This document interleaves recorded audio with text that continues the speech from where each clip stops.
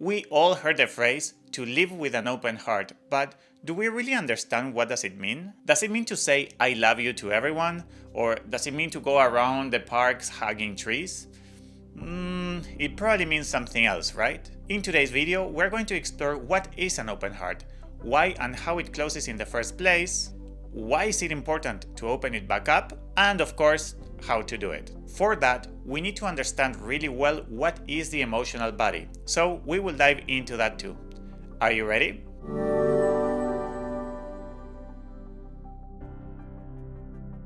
Hey there, I'm Ivan with 10 years of experience facilitating healing ceremonies. So we can't really talk about open and closed hearts unless we first talk about something that not many people have heard about, which is the emotional body. Oh crap! We can't really talk about the emotional body unless we first talk about something else that everybody is familiarized with, which is the physical body. Everyone knows what their physical body is, and for a lot of people, their physical body isn't just something that they are familiar with, it is something that they identify with. Basically, if you ask them, who are you? They would say, this physical thing is me because I can touch it. As a matter of fact, if you just use the word body, people are going to be thinking about their physical body. And even though not everybody identifies themselves with their physical body, that is what most people think they are when they are asked that question. Some other people identify more with their thoughts. Basically, if you ask them who are you, they would say something like, I am this little guy here inside that is thinking about who is himself. I'm that little voice talking to himself at all times, which, by the way, it never shuts up. That's me. Great. That is another one of our bodies. Now, here's where, for most of you who identify very strongly with your physical body, things might be starting to get a little bit weird. What do you mean that this little voice inside my head is a body? Well, then let's first talk about what is a body. We can say that a body is a vessel, a carrier, a container. Your physical body is a vessel, a container for everything related to who you are that you can physically touch. It is a container for your organs, for your bones, and for your fluids. Your mind body, which most people simply call it your mind, is also a vessel or a container, which is why it is okay to add the word body after the word mind. If the physical body is the container for the different physical parts of you, your mind body is the container for all of the things that the mind contains. That is, thoughts, memories, and most importantly, consciousness. These three things are somewhere, right? But I can't really touch them. I can't touch my memories or touch my thoughts or touch my consciousness. So your mind is a different kind of container than your physical body, yet is still a container because it holds something. Besides your consciousness, thousands and thousands of memories are stored in your mind, and that's a lot, right? And on top of that, you have 70,000 thoughts arising in it every single day. You can't touch them, but they are somewhere, right?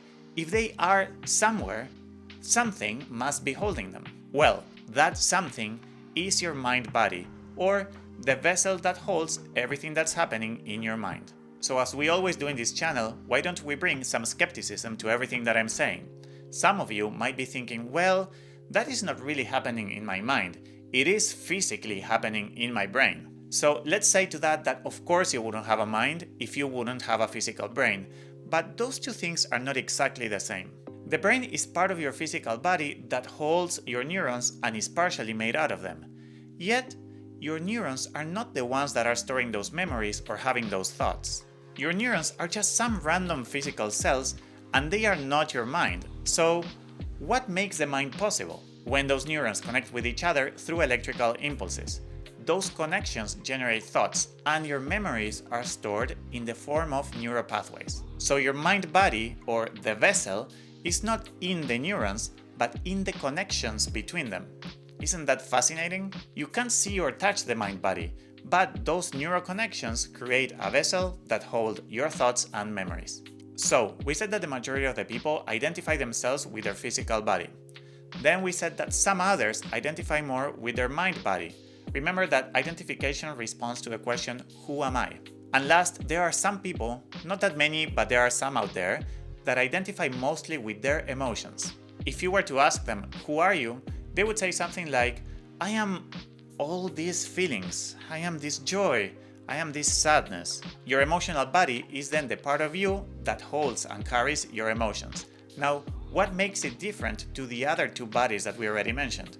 This one cannot be touched, and also it can't be thought. Using your mind, you can think about feelings you had, you can remember them, and maybe you can even bring them back. But what you cannot do is feel them by thinking about them. Your feelings are independent of your thoughts, and thus they are carried by a different vessel. That vessel is called your emotional body. Got it? Okay, so now let's talk about hurting our bodies. Your physical body can get hurt. Everybody knows that. When it gets hurt, one of the many things that your physical body goes through is physical pain.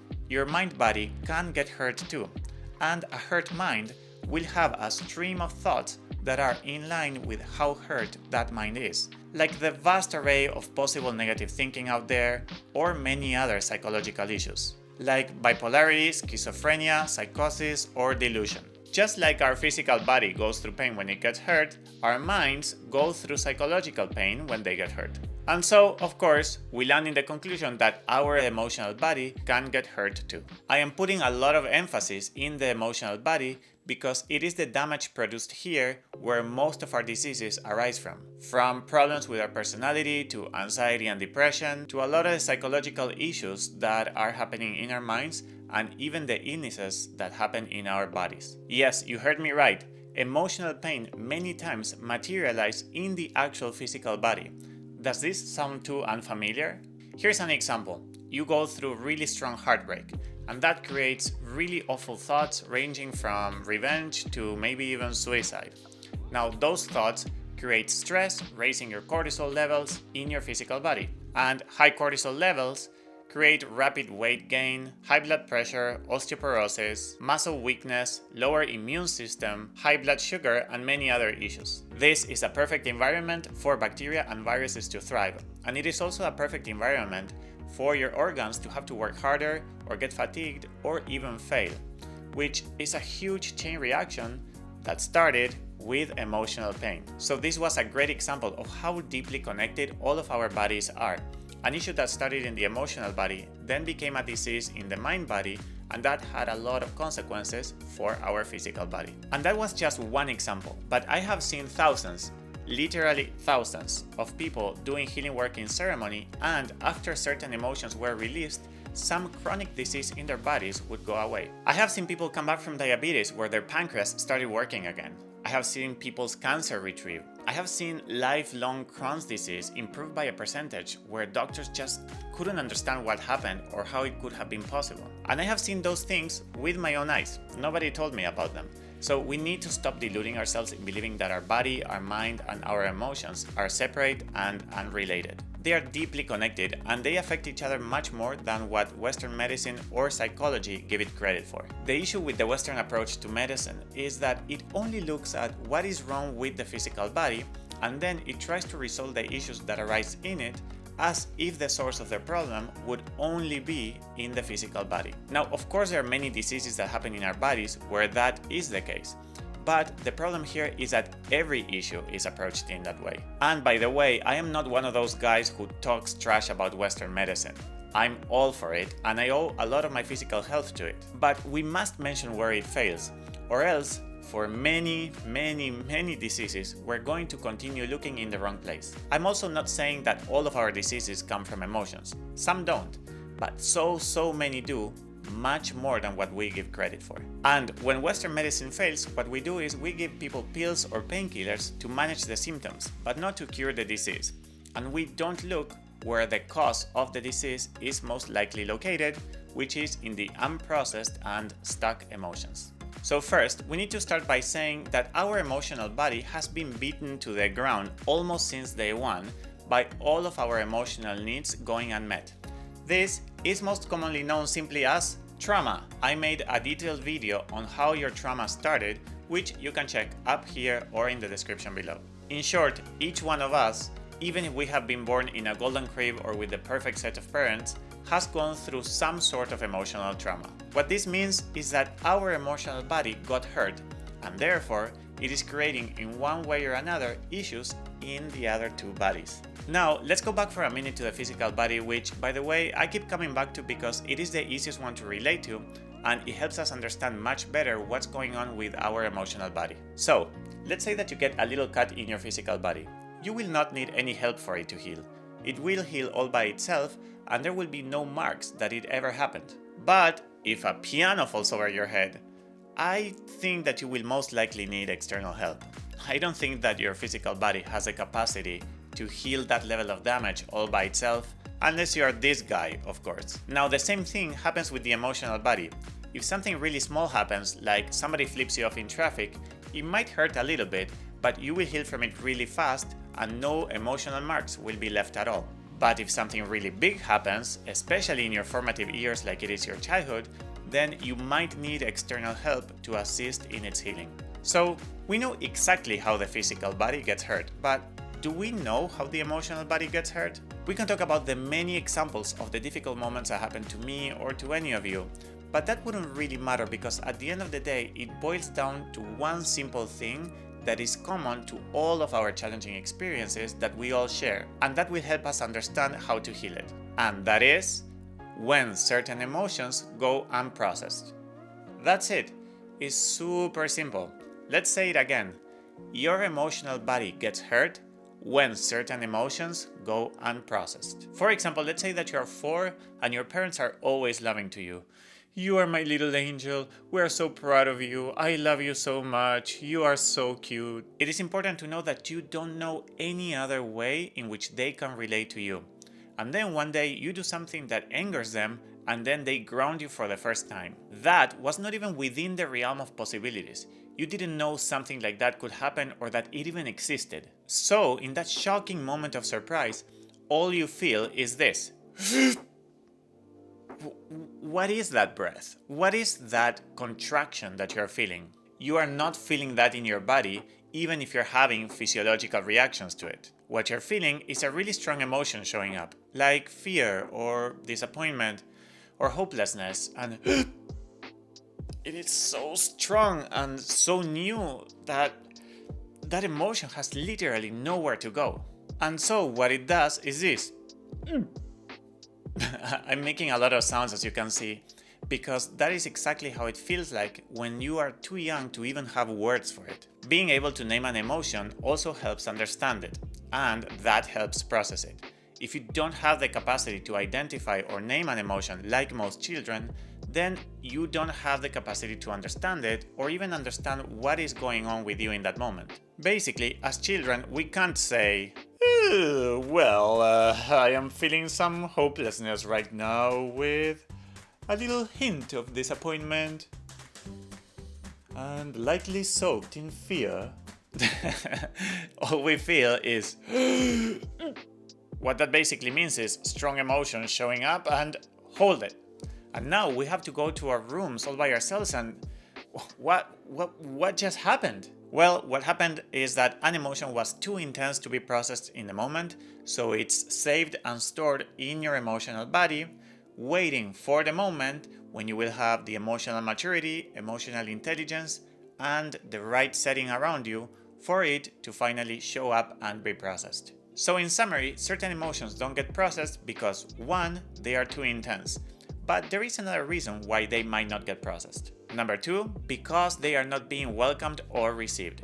In the example before, let's say that when you got grounded, the emotion that showed up for you naturally was anger. And out of that anger, you do what any child would normally do, which is to throw a fit or to scream. Now your dad says to you, "Don't talk to your father like that. You are now grounded even more. It was going to be no TV for today, but now it's going to be no TV and no dessert for 3 days." And then that makes you even more angry and you scream even louder. And then the punishment is even harder until you realize that if you get angry, then it's going to be worse for you. When you realize that your anger is dangerous to yourself, first you hold it inside and learn to contain it. After a few years of that, you learn to repress it. And after many years of repressing it, you learn to not even feel it. What your dad is unconsciously telling you is that there is no space for your anger, that it will not be welcomed, that it's dangerous to express it and therefore dangerous to feel. So maybe in this specific case, anger wasn't too intense of a feeling to go unprocessed, but because it was not welcomed, it became much more painful to experience, and because you couldn't express it, because it was dangerous, then it goes unprocessed into your emotional body. So now that we talked about how the emotional body gets hurt, which is by certain emotions going unprocessed, can anyone guess how it gets healed? You probably guessed it right, by processing those unprocessed emotions. It is that simple. Now, it might not be easy, because depending on the depth of the wound, certain emotions are really hard to reach and access, or they might even have a layer of protection over them, like it is with the case of shame. An emotion that is so powerful that I made a video just on that topic, which you can check up here or in the description below. This means that certain emotions can be protected by some other emotions, and that can be really hard to navigate. But it's still very simple. If through that complicated and hard to navigate maze, you reach an emotion, you manage to get it out and process it, then your emotional body heals. And we have so many unprocessed emotions that we don't even know that they are there. When we talked about how we get hurt and how we heal, all of those processes are happening unconsciously. We are not aware that all of that, everything that we just mentioned, is happening inside of us. Now, everything that we just talked about leads me to the topic of living with an open heart. Certain emotions can only be processed through the lens of an open heart. Now, what is that? All of us in this moment are experiencing ourselves, other people, and our relationships through a specific lens. And that is the lens of who we are, tainted by the trauma that we carry. So, for example, if you have been betrayed by those who were supposed to protect you, you might walk around life constantly in the lookout to see if that person or that other person will betray you. And maybe the people that you get the closest with in your life are those that you fear the most, as they represent most similarly those people that created the original wound. Through this lens, everybody can be a potential threat.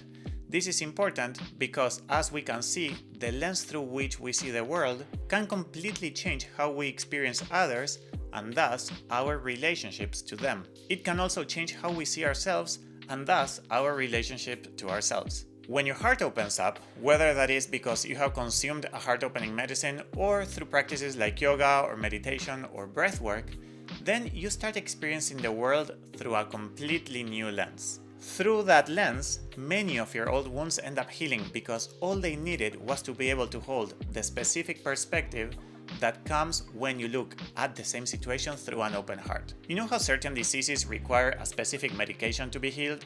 Like a bacterial infection might not need just any antibiotic but a very specific one? Well, certain emotional wounds also need the right medicine to be healed. For many of these wounds, the right medicine is to be able to look at the situation that wounded you through the lens of an open heart. Sometimes it takes just a second to heal it, because once you saw it through that lens, you can't unsee it, and that is the perspective that you needed and that was the medicine for you in that specific moment. Next, it is important to note that the concept of an open or closed heart brings the idea that all of your heart is open or all of your heart is closed. Instead, based on my experience witnessing thousands of people go through these processes, I think this is a much more accurate representation.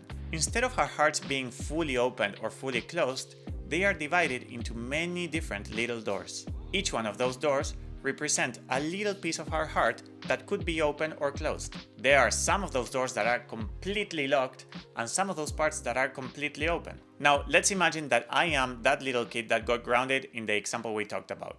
It isn't all of my heart that closes when I go.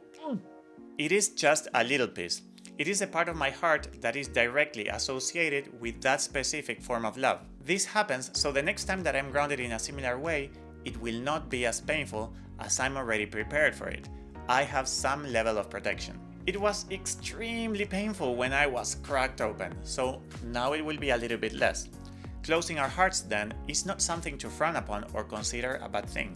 It is an essential protective mechanism that is born out of necessity when our emotional body is in danger. You want that protection, otherwise life becomes unbearable. Think about all the things that happen to us that hurt us, at home, with our family, at school, with our friends, our teachers, at work. So much happens all the time. If your heart is cracked open and you walk like this around life all the time, everything will hurt a lot and it will be too painful. So, when people point their fingers at others saying stuff like, "Oh, this person's heart is so closed," which, by the way, I sometimes do too, as it can get really frustrating to experience some people be so close-hearted. We forget in those moments that it is okay for them to be that way. Their hearts naturally ended up like that merely as a consequence of their life events, and they are just protecting themselves. And they can't even control it. What am I saying here? It is okay to close your heart. We don't hear that very often. And so I want you to know and feel that you have permission to have your heart exactly in the state that it is, with some parts open and some others closed. There is nothing wrong with it. It is simply protecting itself from the real threats that it has undergone. The problem here is that today we are very different people than that 5-year-old. We don't live in the same house. We are not dependent on our parents. We have much more life experience. We have accumulated wisdom and intelligence. We gathered skills and tools along the path, like learning compassion and empathy. We have fell in love, maybe many times, and so we are such different people today than that little 5-year-old that needed to protect themselves from those specific threats. So then my question is, what is the point of using specific forms of protection toward threats that are not there anymore? Here's an analogy. In the Middle Ages, it made a lot of sense to protect your city with very tall walls because you were being attacked by hordes and those walls were very useful. Are those walls really protecting that city today? Are they being attacked by hordes? Not really. All they are doing is showing us how this city used a specific form of protection toward threats that existed in the past but not today. Your heart is no different. And even though the walls of an old city like Dubrovnik are really beautiful to look at, I wouldn't say the same thing about the walls of our hearts. We can say, "Thank you for protecting me," but that thing that used to protect me now is hurting me. By the way, how are those walls hurting me today? Because the heart's deepest expression of itself is when love flows through it, whether that is in or out. In all the places that your heart is open, love can flow in or out. In the places that is closed, the flow of love has stopped. So, why live with an open heart? When we hear the Beatles say, "All we need is love," sometimes we think that what they are referring to is to receiving love. So all we need is to receive love, all we need is to be loved, all we need is for love to flow in. But that is half of the equation. It is equally true and as important to us to give love and allow others to receive it, for love to flow out of us. You can feel this all the times that you have played with your little niece, or that you have kissed your son, or that you have given a gift to a friend and saw a smile in their face. All you did was give them a piece of your heart, and you see them flourish as a consequence of it. And that feels just so good. It feels so good for oneself to give love freely, and that cannot happen in the places of your heart where it is closed. That's why it's essential to live with an open heart. The more we live with our hearts open, the more that we are setting ourselves up to live a life that is experienced as magical and with much more joy, where love flows in and out freely. Children are perfect examples of how it looks like to live with an open heart. They look at other children and say something like, "I would like to go and play in the sand with you. Would you like to be my friend?" "Yes?" "Great! I have a new friend!" I mean, isn't that awesome? Who doesn't love that? Who doesn't look at kids and go, "How are they so free?" and in a way want that for themselves? Well, part of that freedom is that they live with an open heart.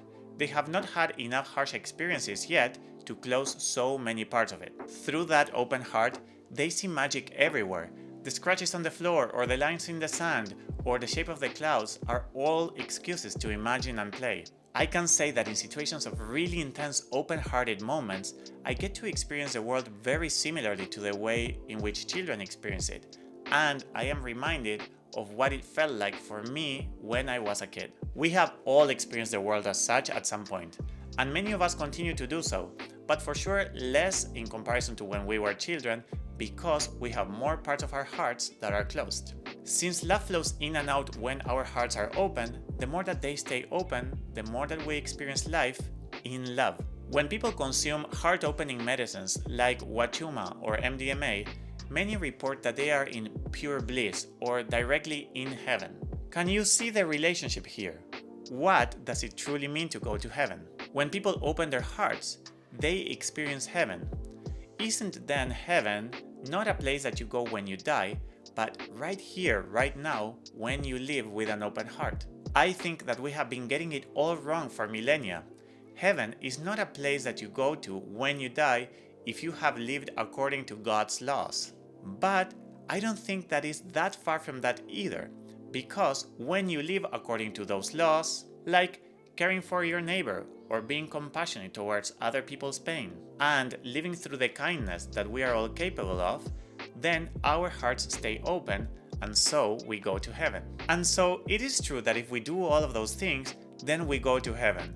But we don't need to wait until we die. Heaven is an immediate result of our good deeds because they help us keep our hearts open, and so that's where we go instantly when we do those things. For example, when we become compassionate towards someone's pain, love is flowing out of us and into them, and so our hearts crack open, and that feels really good, and so we go to heaven in that moment without needing to wait. So let me ask you this question. If heaven is right here, right now, when your heart is cracked open, then what is hell? It is very obvious all of a sudden, isn't it? Do you want me to say it, or do you want to say it? If you want, you can try to say it, but I can't really hear you, so I'll say it anyway. Hell is right here, right now, when your heart is closed. And that is why when we live against God's laws, which is the same as saying against ourselves and against others, it is said that we are going to go to hell. But again, not when we die, but right now. When we do those things, our hearts close up, and that's what the experience of hell feels like. Hell is to live with a closed heart. Most people can't understand that they are already living in hell because they got so used to living with a closed heart that it just became normal. Living in hell is the norm for most people in our society. If they would feel for a moment what it feels like to have your heart cracked open, then they would understand the hell that they are living in, which is, by the way, one of the main reasons why so many people love taking heart-opening medicines. I get it. As I said, it is okay to have your heart closed, but you can also heal it, open it up, and start living in heaven today, right now. Remember that the walls of your heart were meant to protect you. But once your protector stops protecting you and starts hurting you, that means that the time has arrived to start tearing all of those walls down. Wachuma and MDMA are perfect tools for that, but they are not the only ones. Daily practices that put us in touch with ourselves, for example, meditation, yoga, journaling, doing shadow work, understanding one's wounds to heal them, doing inner child work, learning about the resentment we hold and which people in our lives we have left to forgive, exploring which parts of our hearts are closed and why, and what does it need to feel safe to open up again.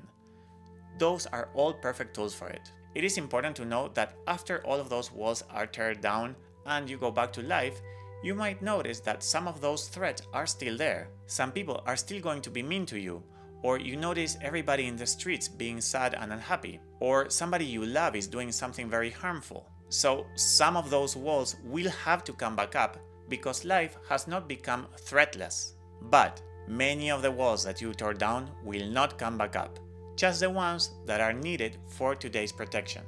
And remember, that is okay. I hope you enjoyed this talk.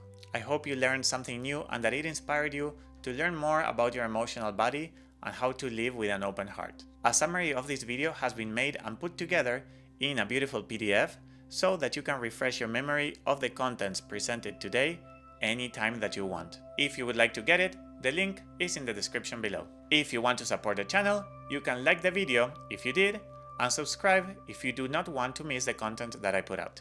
Thank you for listening, and I hope that you can keep walking the path of living with an open heart. Bye! Click on the left square to watch another video I made on a related topic. All my content is free. If you appreciate it and wish to assist me to continue releasing this kind of content, please consider supporting me on Patreon. You can also follow me on my socials and subscribe to this channel.